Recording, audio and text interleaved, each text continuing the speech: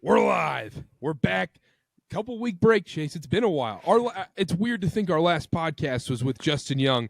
If you didn't tune into that, if you're listening right now, you probably tuned in. But if you didn't, once again, must listen. Must listen, Chase. Must listen. Our best episode so far. I don't think it's a hot take saying that.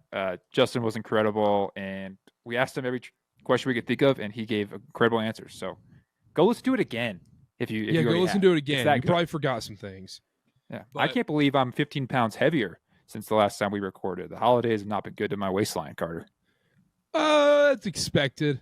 That's expected over here. I know, this is what we expect now. Yeah, we had it's like the All-Star break. We had it. We're ready for the grind. Yeah, a February. 2-week break, and oh my gosh, it was. To be honest, it was a little too long. It was. I'm glad to be back. Yeah, glad to be back. Arizona State gets demolished by BYU. Let's get right into it. Quick recap. Let's do some housekeeping before we get into that. This is a professional show, Chase. You can tell we're rusty right now. So, first things first. Today's show, we're going to recap a little bit of the Arizona State game, BYU game, what we liked, what we didn't like, whatever. And then we're going to preview the Houston game. And then going forward, this is what the show schedule is going to be throughout conference play. During the tournament and Big 12 tournament and everything, that'll get wonky. It'll be coming hot and heavy for you after every game. Different story. But during conference play, Saturday night after games, we're going to do our live reactions. Sometimes we'll go live on Twitter depending on the audience and whatnot. But instant reaction shows will be out immediately. And then we're going to do our Monday previews for the Tuesday games during conference play. Then we'll have our Thursday, and then we'll live react Tuesday right after the game, as always. If it's a home game, we'll always be in person doing those. And then Thursday, we'll be doing previews. I know that's a lot. You're like, oh, that's follow at Church Ball Pod. You'll see the whole schedule on there. You'll see it right there, right in the bio. We'll be out Saturdays, Mondays, Tuesdays, Thursdays, game previews, reactions, interviews, you name it. We'll keep it coming. There we go, Chase. We got there. We got there. Well done, Karter. That was a long breath. Make sure to subscribe because all these episodes, you don't have to do any work for them. They'll pop up if you're subscribed. Just press play on your commute, your jog, whatever you're doing to rewind and relax. Listen to our melodious voices. Talk to you about some BYU hoops. And it should be a good season, and you'll want to follow along for sure. Yeah, at Church Ball Pod on everything, and then hit that like and subscribe button on the Field of 68 Podcast Network YouTube channel. But let's get into it. BYU destroys Arizona State in their first conference game of the season. There was a lot of questions that were answered in this game. So many positives in this game. When you beat a team by 20+, you do it at home in front of your home crowd, New Year's Eve. Arizona State, I'm not going to say they've looked like this great team, but they've looked solid. And they are a better team than that Providence team that smacked you in the mouth. Now, this is the response every BYU fan needed to see, Chase. Yeah, and I think, and we'll get into the intricacies, it was the perfect response. Everything kind of laid out exactly what we wanted to see. We have a lot of guys coming off of rest. We have the whole team at full strength. We even had this little moment where at the end of the first half, BYU starts to slip. We start to think, oh no, what's going on? We see incredible second half adjustments. BYU take control. BYU play good defense. BYU forced turnovers. BYU shot the ball decent. It all was what you really what you wanted to see. First, especially coming into conference play. Look, every single game is big, and to start conference 1-0 is big in the Big 12. So it's great. Absolutely, it was everything you wanted to see. Now, it's early on. I know there's so many positives. We'll get into the positives. I'm going to nitpick a little bit here. Richie Saunders isn't going to have 30 points a night. This is something that's not to be expected. And the other thing is, Yegor's got some rust to shake off.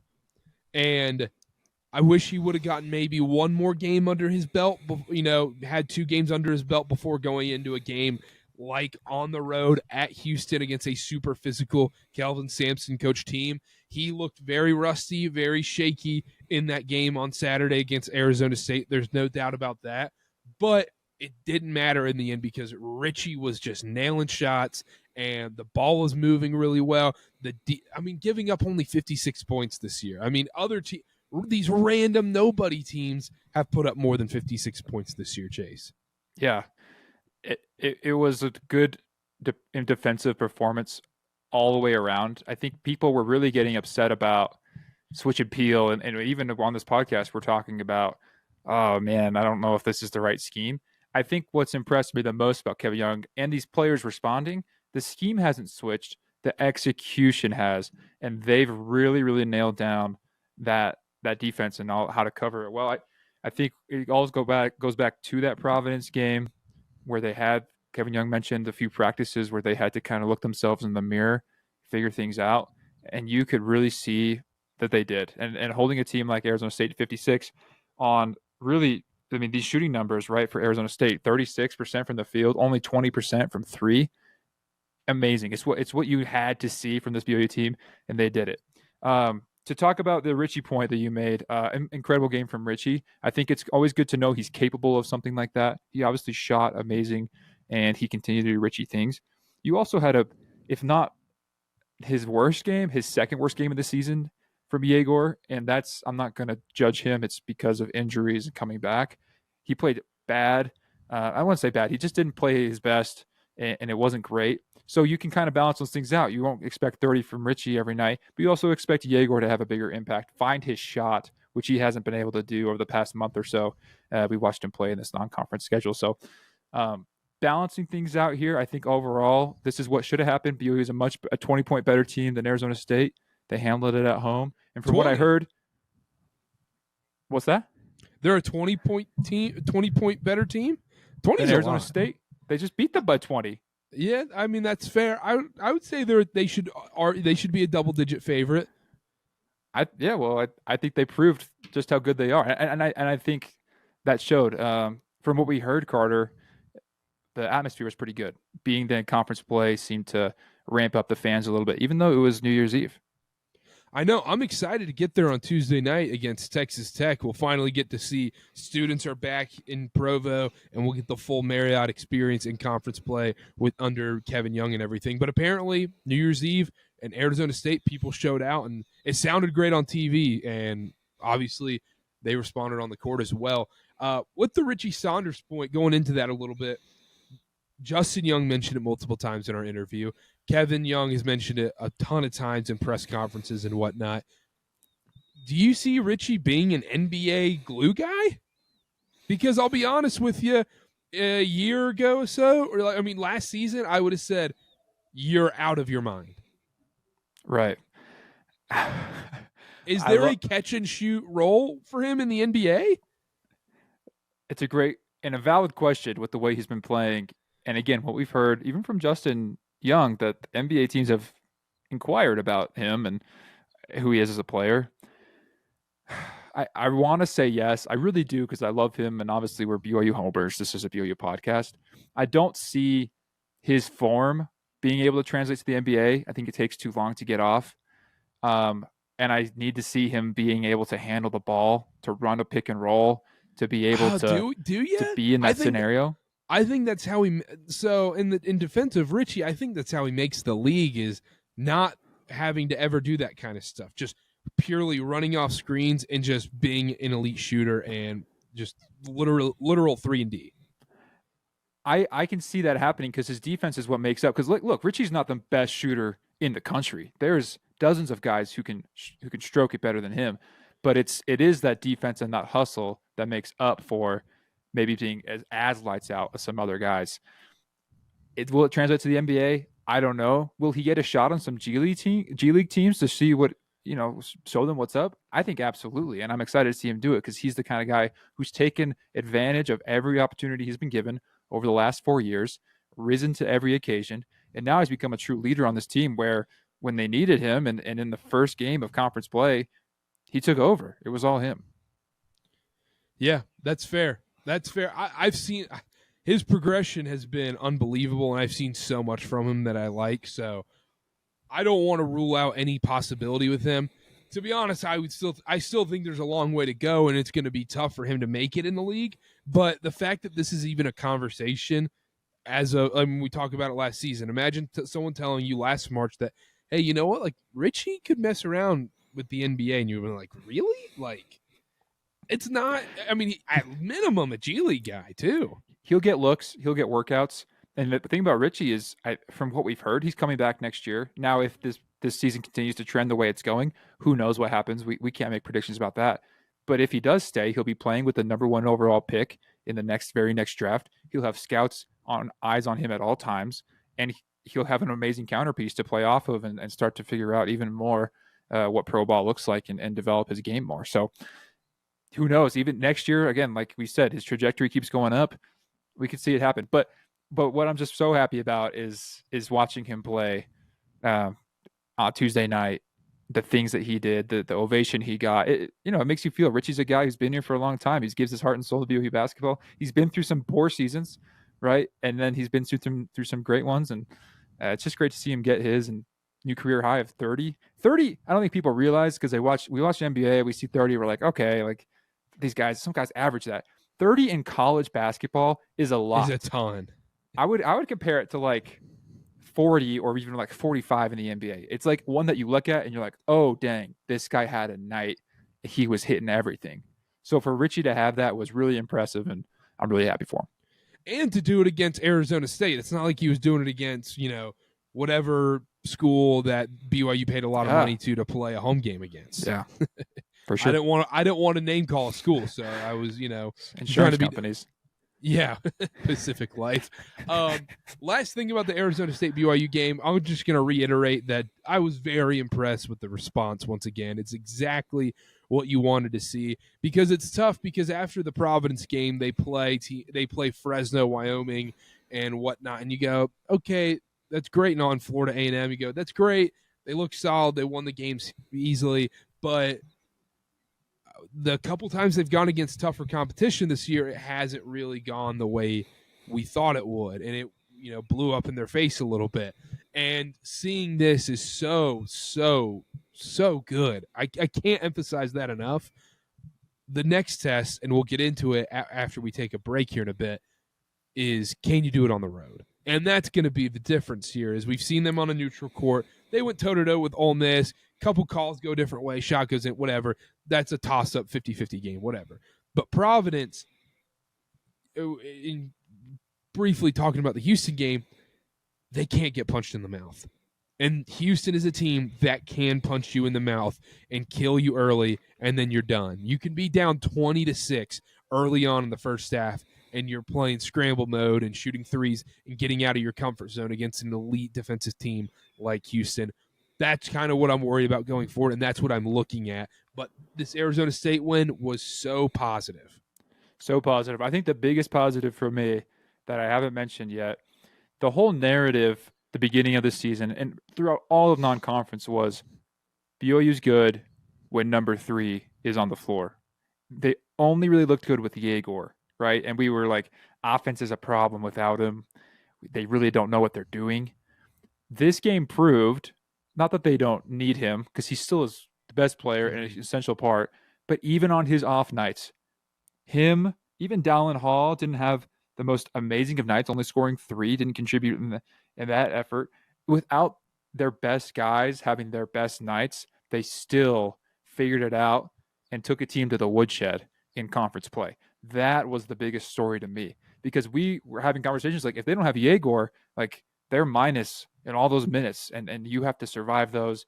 But now they're thriving with nights where he isn't at his best. And so if they could keep that up and show how deep they are, and have different guys like Richie step up every night, like Dawson on a few nights having amazing games here against Wyoming and other teams, right? If they can continue to have that consistently, where all these guys step up and play well as a team with the depth that they have, then we're going to see something special happen. But like you said, and what we can transition here into Houston, needs to be consistent, has to be on the road in these crazy environments. And this is a great chance at a resume building win and everything. Let's take a quick break and we'll talk about the Houston game. Let's preview this Houston game. BYU versus Houston is on the road in Houston. A huge chance for a resume building win against one of the best teams, the Ken Palm Darlings, as I like to call Houston. They are every single year. It doesn't matter who's on that roster. As long as Kelvin Sampson is the coach of that team, Ken Palm is in love with him. Analytics are in love with this Houston team. They're fourth currently in Ken Palm and everything right now. That they're high in the net. They're high in everything right now, despite their 3 losses so far.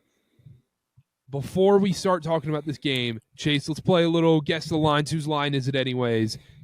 What do you think the line is on this game? We're recording right now. It's Friday afternoon. I think the line's out, but we haven't checked it yet, so we'll do it live on the air. What do you got, Chase? I think, well, obviously it's going to be Houston. I want to say the BYU game on Tuesday impressed Vegas a little bit.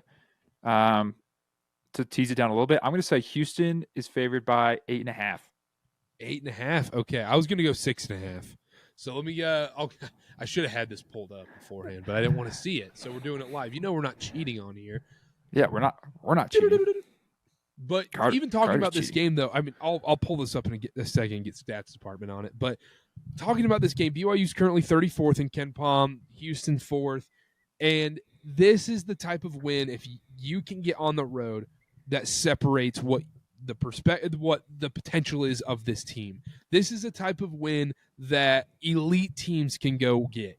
And this is a type of, I mean, if Kevin Young comes out here and wins on the road at Houston against Kelvin Sampson, the growing pains are diminished exponentially. I mean, it would be one of the biggest wins outside of at Kansas last year. It really would. And the narrative, and we don't want to get into hypotheticals here, but I mean, it would become national college basketball news, and people all of a sudden you're going to get the watch out for BYU tweets. Kevin Young's building some special in Provo tweets, which we've already had because of what he's already done. But you'd really start to get taken seriously this year, because I think people after the Providence game and the Ole Miss, they started to be like, oh, well, they got AJ. It's going to be awesome next year. They need to pull something off like this to put people on their radar this year. I think Lenardi, who is very accurate, sometimes he makes mistakes, but Lenardi has them out of the tournament as of right now. You have to grab these at least a couple, maybe high quad one, at least one high quad one wins, and this is your chance right now. Second game in conference play, first road conference game in Kevin Young's career. Can you get this high quad one win, or at least look competitive? I think that's the big challenge here. Look like you belong. And Houston has struggled in some of these games, late in games mostly.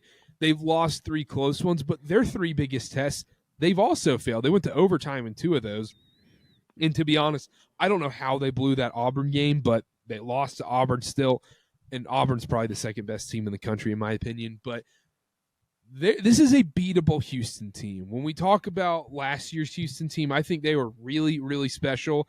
Jamal Shed goes out in the tournament, and obviously we know what happens in the Sweet 16 and everything.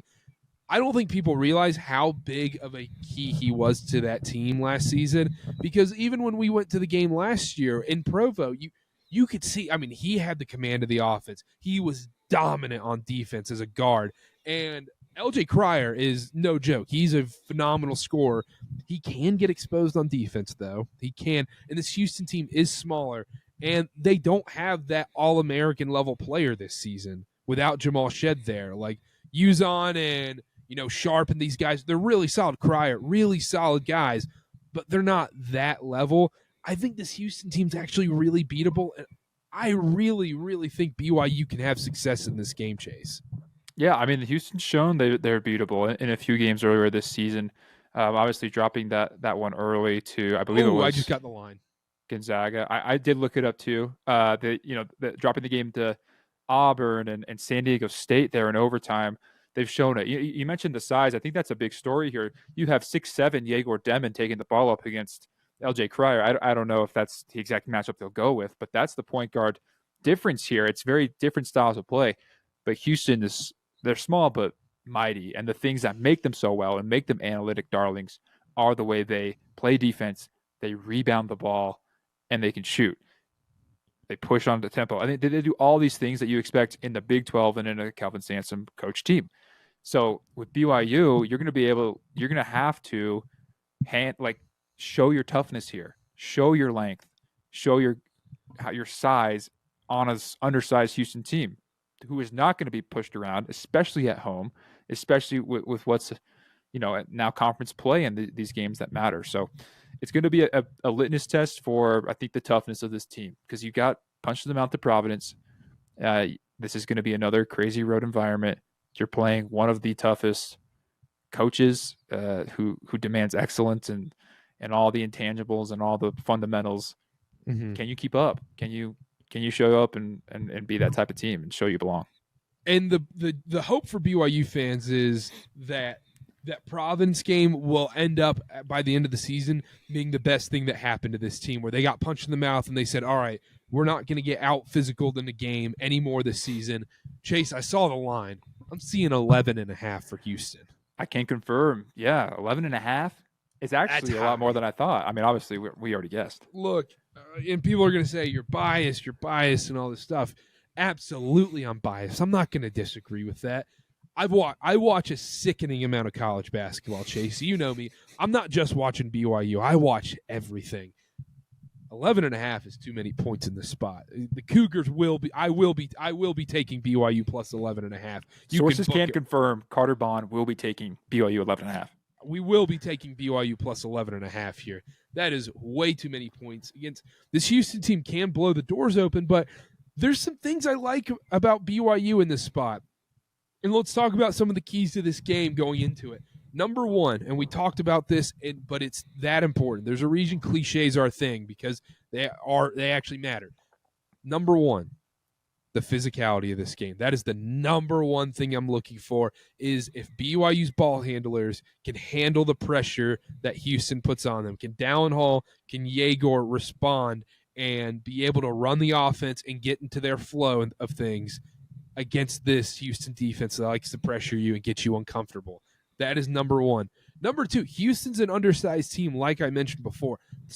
Tallest player in their starting lineup, Roberts, 6'8". This is a game kind of for Foose.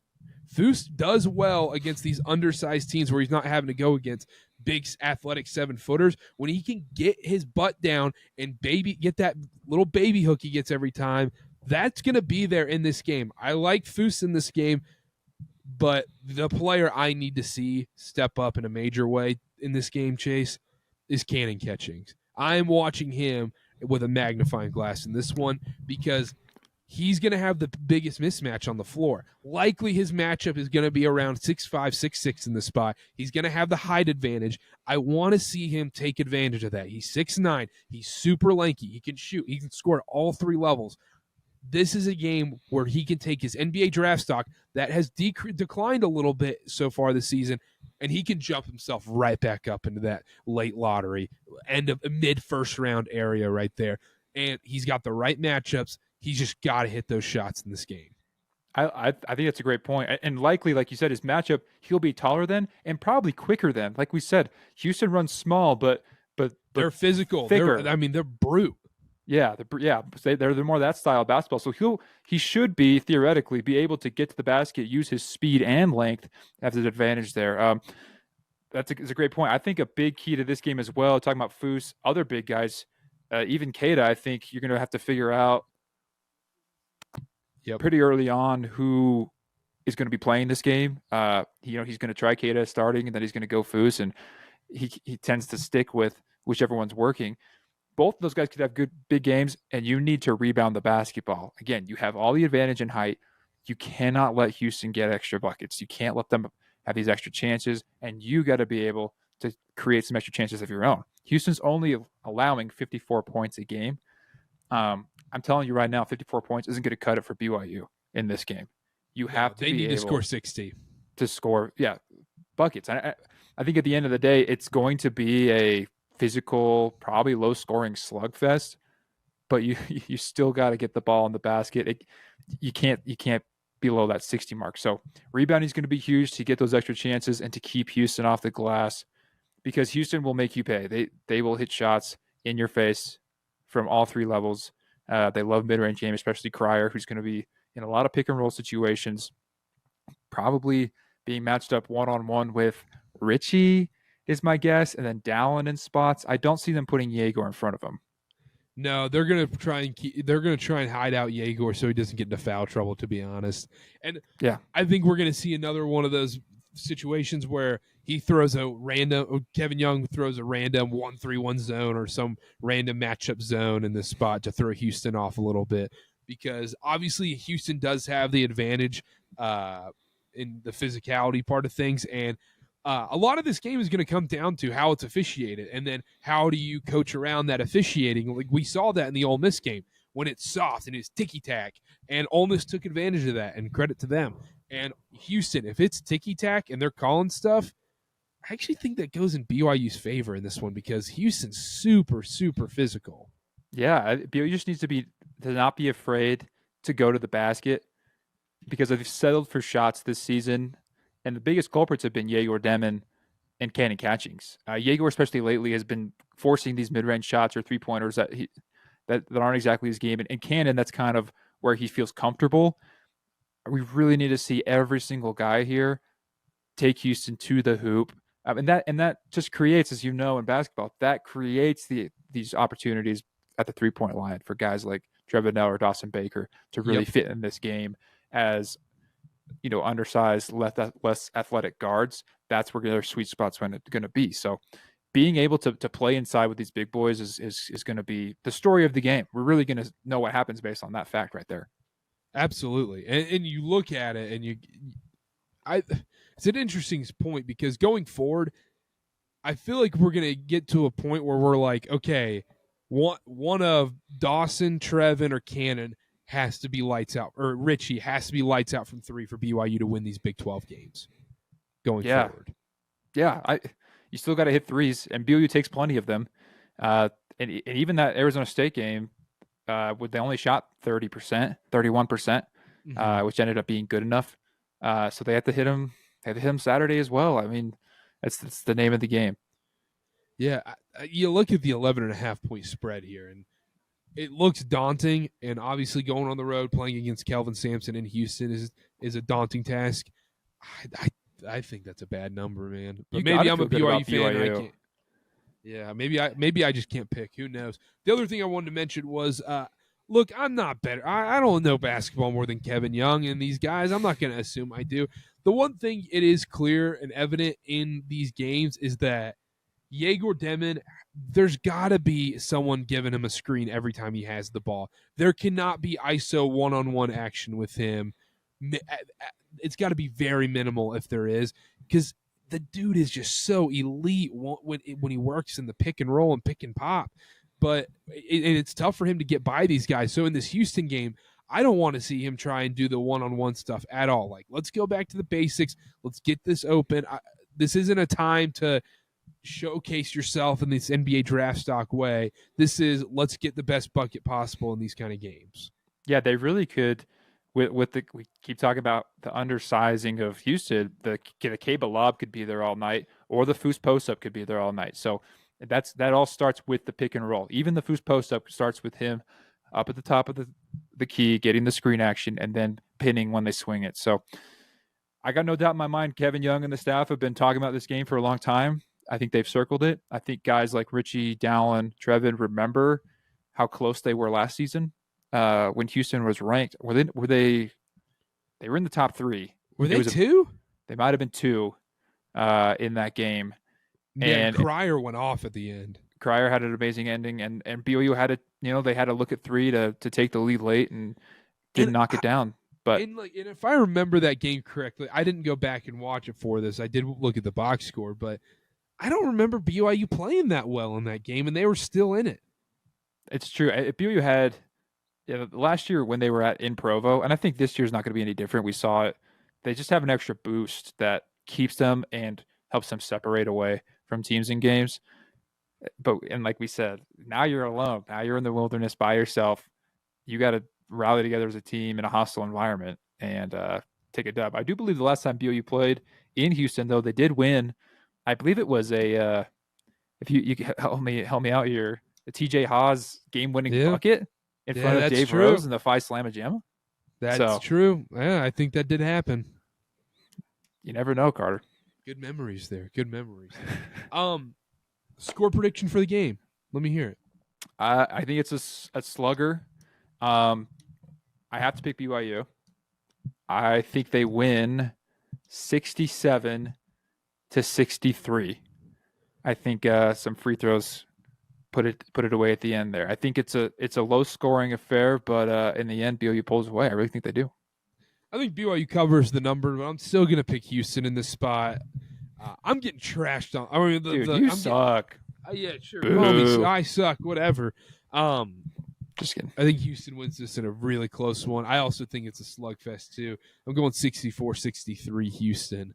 I think it's a real tight one. I think it's going to come down, like you said, free throws and who can make the biggest shots in these tight moments. And LJ Cryer's done it time and time again. I trust him a little bit more than BYU. I'm going to be very honest in my opinion about these things. And also, I think I might need to be safer with these picks now because, the other podcast I do, Karter Cast, shout out, getting drilled online. I mean, shout out my guy Dylan. I love Dylan to death. My guy's just taking bullets, grenades.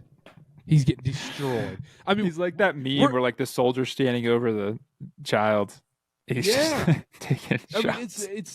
He's getting. I mean, we're having the team comment on there and say, "Hey, like, we're Chase, we're getting used as bulletin board material." That's a good place to be, Karter. Houston's going to start listening to this podcast and go, "Huh? Oh, you think we're undersized, huh? Oh, yeah." So this guy in a Charlotte Hornets hoodie thinks LJ Cryer can't hang.